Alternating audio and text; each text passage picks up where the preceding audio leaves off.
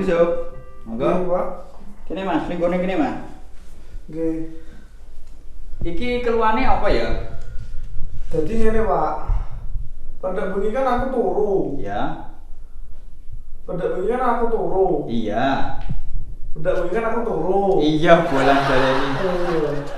Lah begitu turu kuwi aku senengane nglindur mlaku ning dindi. Oh, jadi turu tapi ora sadar mlaku dhewe. Heeh.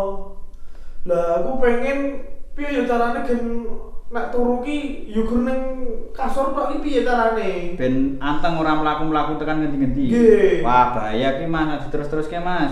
Nggih, Iso-iso tekan ngendi-ngendi ora karan genahe. Lah nggih, mulane. Iki aku wis biasa ngobati kaya ngene iki Mas. Akeh banget pelangganku, Nggih. pasien-pasienku sing lara ngene iki. Gampang banget. Aku ndek obate. Obaten apa ya, Pak? Iki obat khusus Nggih. sing gawe aku dhewe. Sangat mujarab sekali pokoknya. Iki engko aja dibuka sih syarate. Iki engko mbok trimo.